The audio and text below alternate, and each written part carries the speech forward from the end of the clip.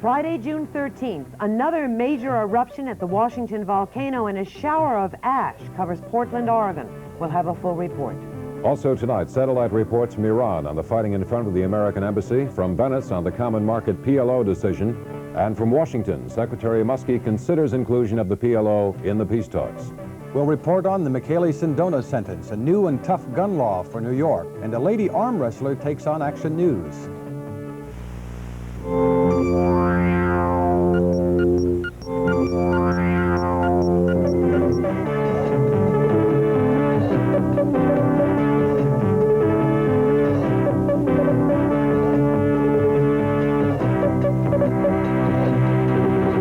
Independent Network News, brought to you by Sanka Brand Coffee. Good evening. Mount St. Helens erupted again last night for the third time in less than a month. 400 residents and 1,000 loggers near the mountain were evacuated after it spewed mushroom-shaped clouds of ash 10 miles into the air. The ash and grit rained down on over 4,000 square miles of land, including Portland, Oregon, where the biggest civic event of the year, the Rose Festival, was in full swing. We have this report. Although enshrouded by clouds by late afternoon today, Mount St. Helens had returned to emitting steam plumes with a little ash to 10,000 feet. Seismic activity had all but stopped. But shortly after 7 o'clock last night, with a steadily intensifying harmonic tremor, the mountain blew a steam and ash plume to 13,000 feet. But it was only a prelude of what was to come. At 11 minutes after 9, the mountain was rocked with a major seismic jolt. Calling it a tremor at the present time, but it went off our graph. The needle went off our graph. The steam and ash plume rose quickly to 50,000 feet and drifted in a south-southwesterly pattern, blanketing Vancouver and Portland with ash. Winds above 30,000 feet pushed ash to the north and east. Traces were reported in Seattle and Spokane, Washington, as well as Pendleton in northeastern Oregon. There were even reports of ash drifting as far as 100 miles off the Oregon coast. Government geologists say the pyroclastic explosion showered the tiny communities of Yale and Cougar about 10 miles south of the mountain with marble-sized pumice. But they say there has been no deformation of the mountain. There's no change on the south flank that we can determine. There's no indication, in other words, that there's been any eruptive activity on the south flank. And we've noted no deposits on the northern flank. Nor are there any mud flows on the Toutle River.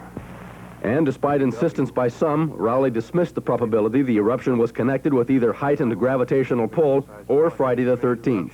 In addition to the steam and ash, the government geologist said a considerable amount of sulfuric gas was also released in last night's explosion, enough to reduce the stored reservoir of gas inside the mountain.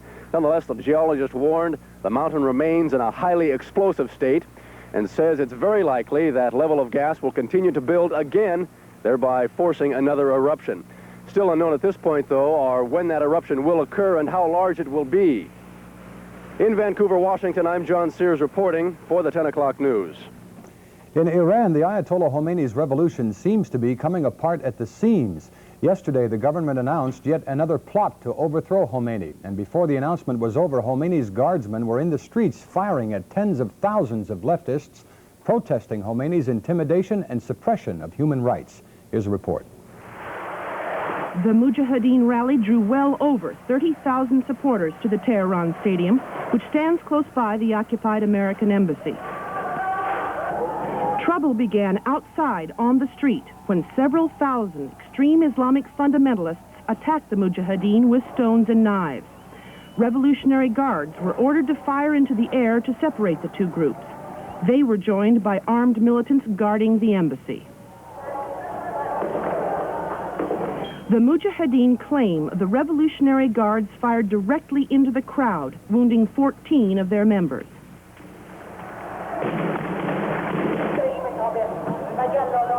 An Iranian photographer covering the riot from a rooftop was hit in the face with a stray bullet.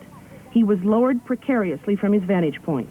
Another casualty, a young boy with a gunshot wound in the leg, bled to death before he could be treated.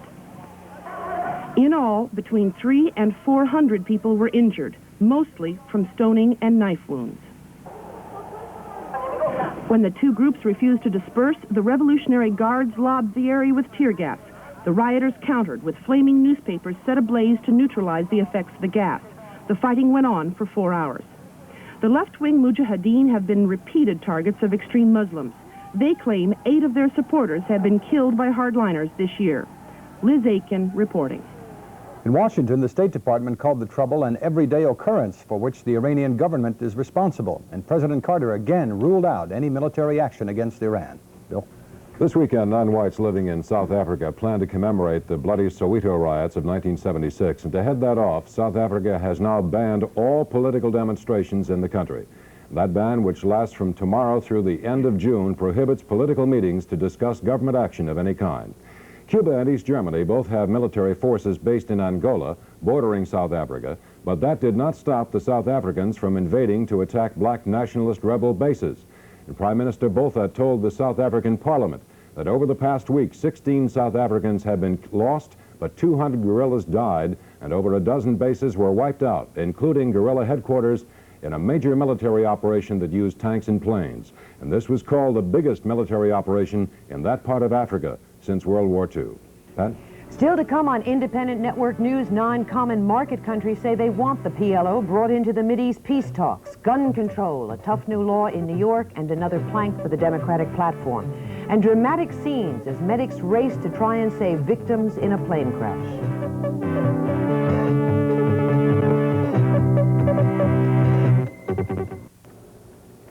Abba Eban, the former foreign minister of Israel, was asked by a British newspaper what his countrymen feel about the West European push to promote peace in the Middle East. In a word, he said, resentment. The Europeans, of course, hope to bring the PLO into future peace talks, and they have condemned the creation of new Israeli settlements on the occupied West Bank. The European common market leaders, worried about oil supplies, formalized their approach at their Venice meeting. But as expected, they did stop short of deciding to diplomatically recognize the Palestinian Liberation Organization. And Britain's Prime Minister denies this approach undermines the American position. Because all of us were very conscious we mustn't undermine the efforts the Americans are making to solve this problem. So we're really doing a very practical reconnaissance.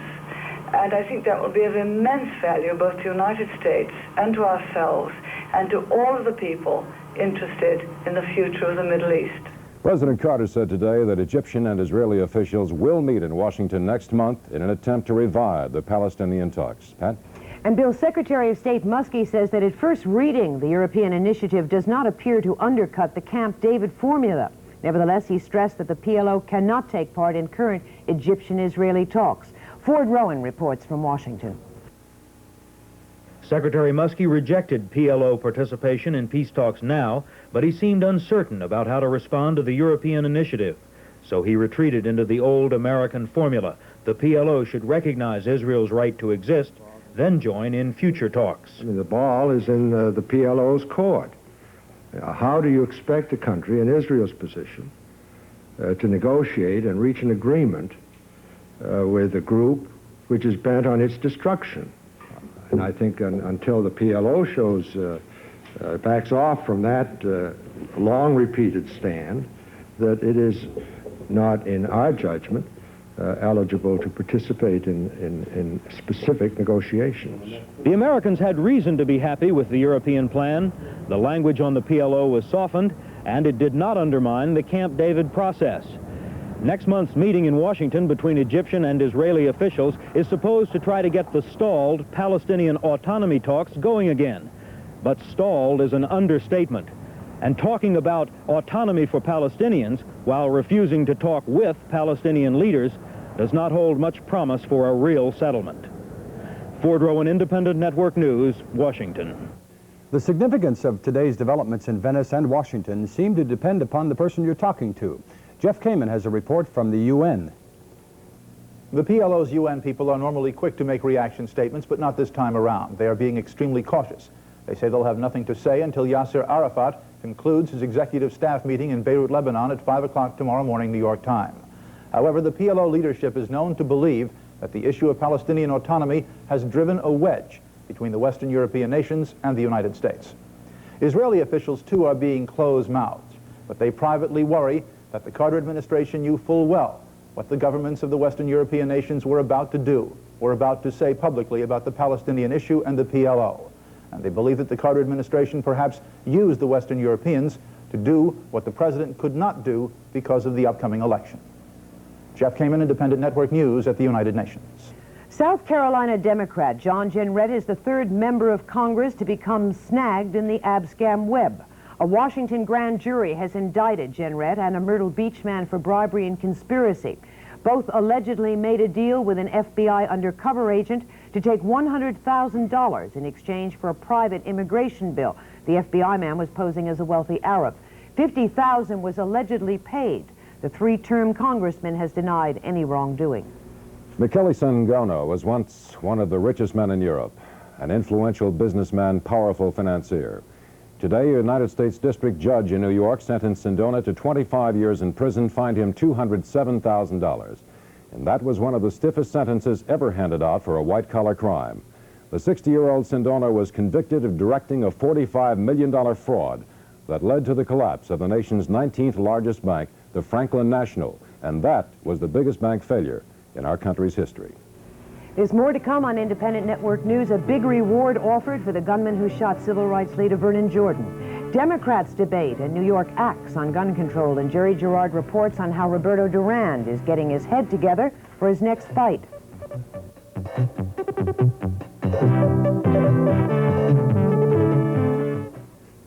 New York State Governor Hugh Carey has signed what he calls the toughest gun law in the country. The legislation mandates a year in prison for most people convicted of carrying an unlicensed weapon on the street. But some critics claim it doesn't get tough enough. For example, a first offense will be treated as a misdemeanor with no jail term. When the bill goes into effect 60 days from now, Governor Carey, however, promises it will be vigorously enforced. And there were calls for meaningful federal gun legislation heard today at the Democratic Platform Committee hearings in Washington. Lincoln Ferber has a report. The handgun control forces may have succeeded in New York State, but there is certainly no sign in Washington that this is the beginning of a national trend. At the Democratic Platform Committee hearings, two spokesmen today gave vehement support to handgun control. We've got to tell the National Rifle Association to go to hell. To go to hell with their lives. The plank we support, the legislation that we endorse, does not repeat, does not deprive Americans, sportsmen or hunters, of their rifles or shotguns. Ever since I heard my husband say Stuart is dead, my life has taken on a new meaning. Being a handgun victim has become my lifestyle. I grieve each day for my son, and I grieve each day knowing other sons and daughters are being killed needlessly by handguns. But the Carter administration has made no comment since March, when it said it would be fruitless to push gun control legislation because Congress wouldn't pass it. And a National Rifle Association spokesman told me he's not worried about any national movement toward gun control. The New York law does not indicate a step in that direction, he said, adding, New York is always out of step anyway. Lincoln Ferber, Independent Network News, Washington. The National Urban League admits it's frustrated by the lack of any solution to the sniper attack on its president, Vernon Jordan, over 2 weeks ago. So far, there are no suspects, and the Urban League decided to offer a $50,000 reward for information that leads to the arrest of the attacker. And Jordan is in serious condition now under heavy guard at a New York City hospital. The Cuban sea lift is down to a trickle, but stubbornly refuses to die out despite an official ban. Two priests of the Episcopal Church in New Orleans were arrested in Key West last night after bringing in 437 more Cubans in a chartered freighter. And the name of that freighter, the Mercy of God. Boxing super matchup of Sugar Ray Leonard and Roberto Duran takes place a week from tonight. And sports editor Jerry Gerard has a close-up look now at these two fighters, beginning tonight with Duran. 1 week from tonight, the most boxing excitement since the first Ali Frazier, as it should be. What a classic confrontation. Roberto Duran, the slugger, Sugar Ray Leonard, the boxer. I wouldn't miss it for the world. What kind of shape will Duran be in? I'm not sure. But when was the last time you saw a guy giving his skull a workout? After watching Leonard destroy Dave Green, Duran figures, take no chances, get everything in shape, even my head. This is the biggest fight for Duran since Ken Buchanan when he won the lightweight title. Yet there have been reports that Duran is coasting in training, going all out only in spots. That would place doubt on his ability to go 15 fast rounds, but Duran laughs it off. in my condition. Right. For 50 rounds, for 30 rounds. It's my training. Yeah.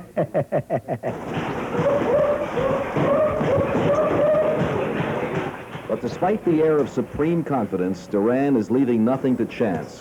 One of his sparring partners moves like Leonard. Duran wants to get used to chasing a guy with quick hands and feet. His strategy is no secret. Pressure all the time. Give him no chance to breathe. But also a hint that Sugar Ray might see something different. Surprise, surprise. Yeah. Duran used to have a very weird laugh. Frightening, isn't he? But is Sugar Ray intimidated? We'll find out next week when we cover Leonard.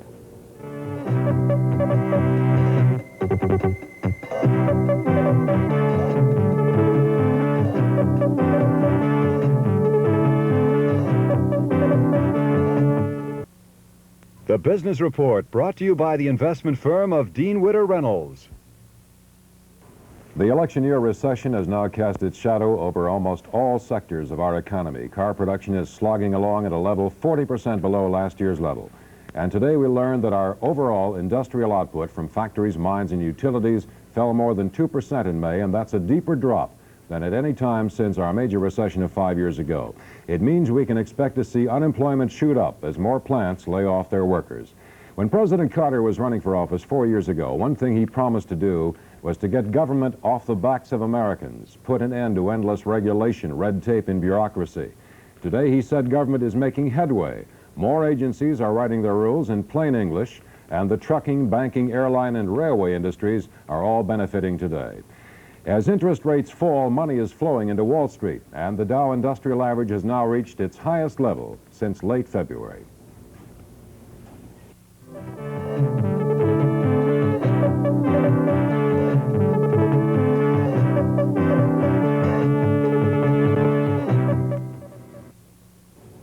"1,500 residents of Delhi, Louisiana are returning to their homes tonight. All were evacuated this morning as railroad cars began to raise a tank car filled with liquid chlorine from a 30-foot gully. That tanker was one of 7 cars that derailed early yesterday. Because there was no leak, local officials decided to lift the derailed car rather than empty it. And tonight, with the help of cranes, the operation was completed. The chlorine tanker has now been moved out of town, and life in Delhi is beginning to return to normal. 12 people are dead after an Air Wisconsin turboprop plane crashed near Omaha, Nebraska yesterday. One of only 3 survivors said today the plane was hit by lightning just before it crashed into a soybean field muddied by heavy rain.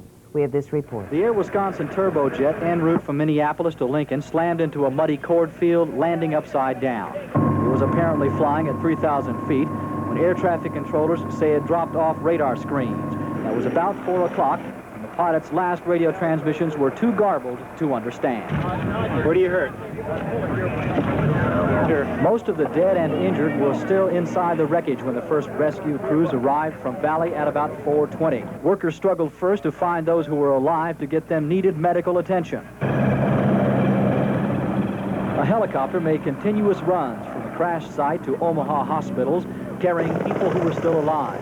A tractor-drawn hay wagon was converted into a makeshift ambulance to carry medical personnel and the injured to nearby ambulances.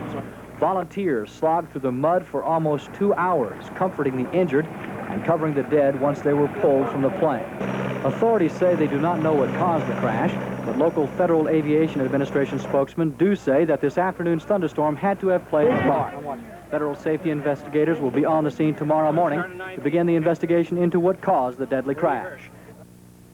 After some heavy rains, runoff from the Rockies has flooded the Arkansas River to its highest level in 20 years in areas where it winds through Colorado, and some unpleasant flooding expected this weekend.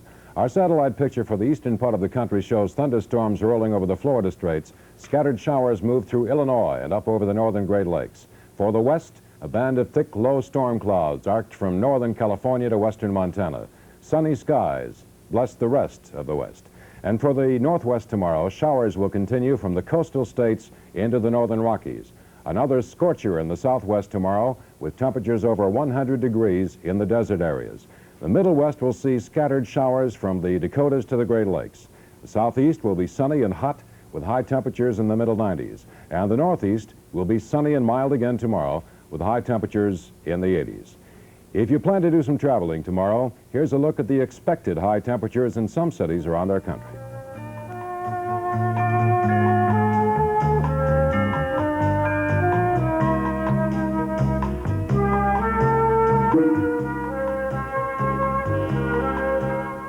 A woman who runs a farm all alone is pretty unusual, but when she's 90 years old, she's really unique.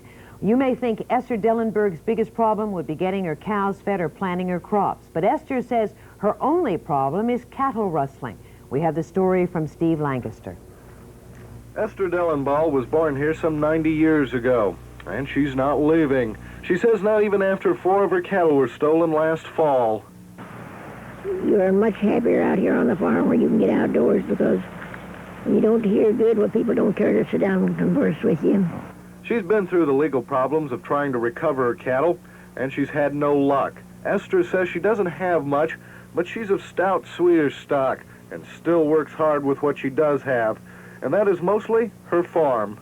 God is in nature and everywhere. He's closer to you out here.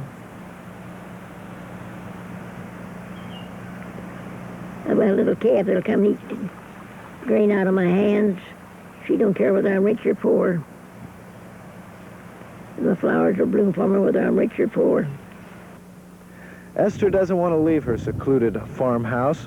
As a matter of fact, she says she wouldn't want to live in the city because she wouldn't be able to get around as much as she does here. What she would like is her 4 head of cattle back and the $1,500 that they would bring. See, she would like to build another house. For the news, Steve Lancaster. Esther is offering a $25 reward for the return of her cattle, which she calls her pets, no questions asked. The uniforms come complete with white tunic and gold trim, all 32 of them. They were designed for former President Nixon, who wanted them for his White House security guards. Well, the uniforms have now been delivered to a high school band in Iowa. The school is getting a bargain price, too. When the suits were made in 1970, they cost $200 each. The school will get the uniforms for only $10 each. And that's our report for tonight, June 13th, 1980. Thank you for joining us. Independent Network News, brought to you by Sanka Brand Coffee.